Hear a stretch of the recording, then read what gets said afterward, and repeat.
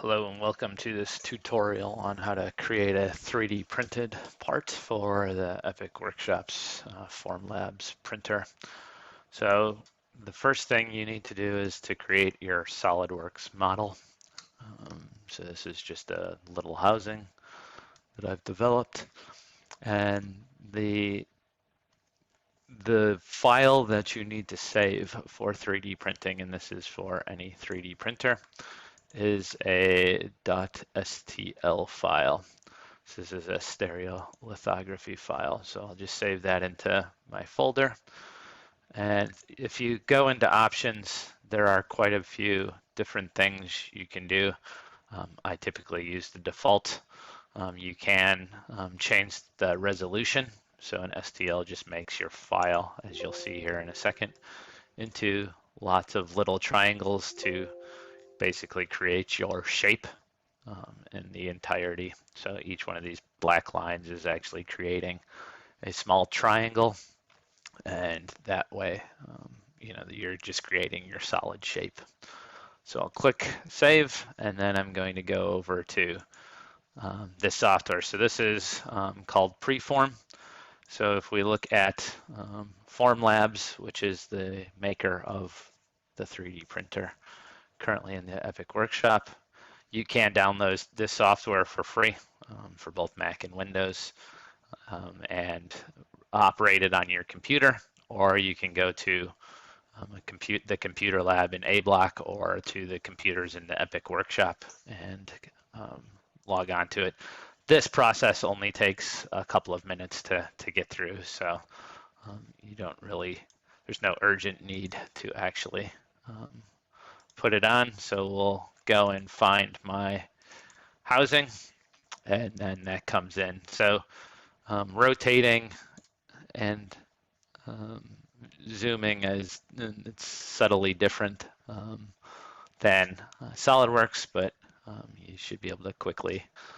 So this one moves this little triad thing on this one scales, and then your little ball here rotates around the different axis depending on which one you take. The easiest thing to do is just look on your left side and go top to bottom. On your right will be the information on the actual print. So before you start, you want to make sure that you have the correct printer. So we have a Form 2 and the correct material. The correct material will depend on the day. We currently have a clear resin.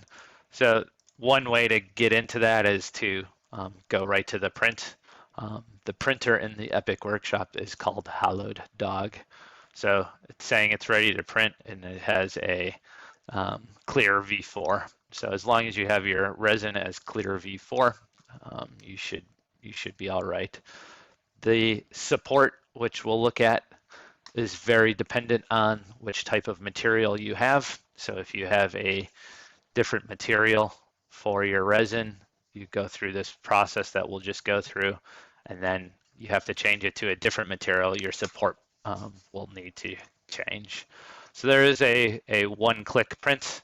I don't recommend that. I recommend just working through. So you can scale your part. So you have to select it. So right now it's scaled at 1.2 because I did the arrow. So I want to just bring it down to a scale of 1:1. So you can scale it both holistically overall, or you can scale it in each direction if you want to do that. So that's the size tab. Then we move to the orientation. Usually I just click the auto orientate. This printer is a SLA, so it's using a resin and a laser. So because of that, typically the auto orientate will be on an angle so that it's not, the back face isn't actually, they're not going to actually print parallel. And that's, there's a number of reasons for that. But usually I just use auto orientate and see where it gets to. Then we'll move on to the supports. So again, we can just auto generate that. So the supports are what's going to hold your part up and support it as it prints. So you'll see here in a minute, this usually takes a little while to get. So now our supports are all here and they're holding it up. So if this is a cosmetic face and you want this backside to be really neat, then I would reorientate it so that my supports are on the inside and that outside is looking, has less supports. So there's quite a few different things you can change. So the raft is this material on the base. That is what it initially holds onto. There's an actual label. If you look on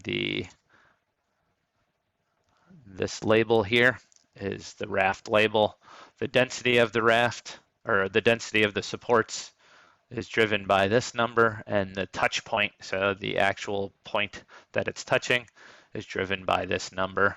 There are quite a few other advanced settings if you want to get into that, but normally I'll just do auto generate, and if it looks good, it's usually pretty good. If we look over to the right, the printability, and this should all have the thumbs up. If that's the case, then you're good to go. But like I said, I want to actually orientate it. Yeah, just like nope. I want to actually rotate it. So I'm gonna rotate it. We'll do it a little bit. Let's see. Something maybe a little bit more like that. No.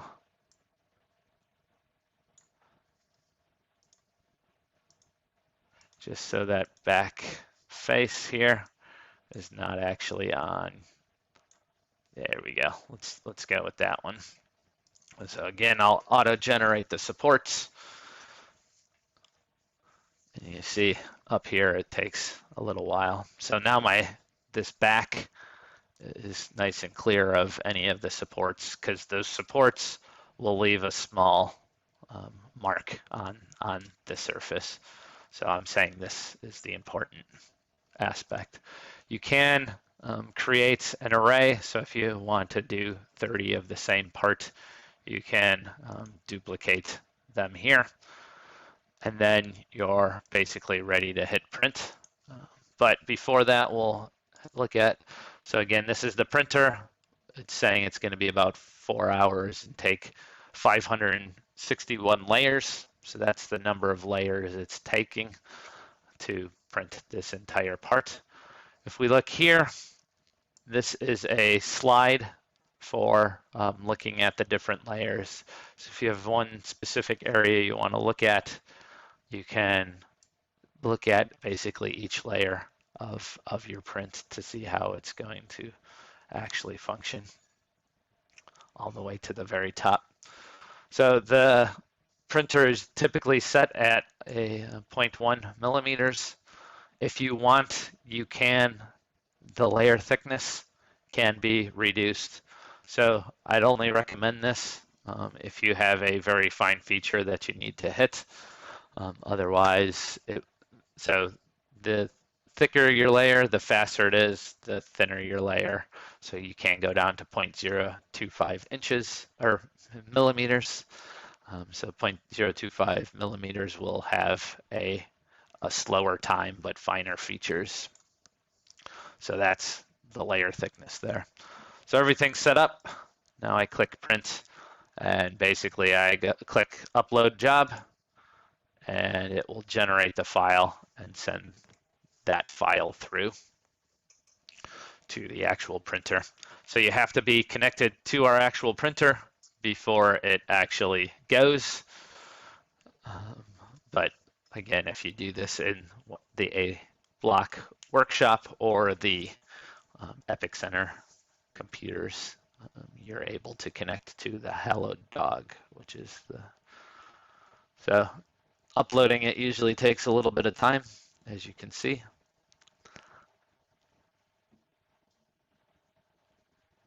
And then when it does finish up, it should be ready to go. So the next step will be to actually walk into the workshop and you have to interact with the machine. So on the little display, you'll see a button, and it'll if there's no other prints on the machine, you'll check that everything's ready to go, and then you'll hit print. So that's how you print a part going from SolidWorks using the Preform um, software. Thank you.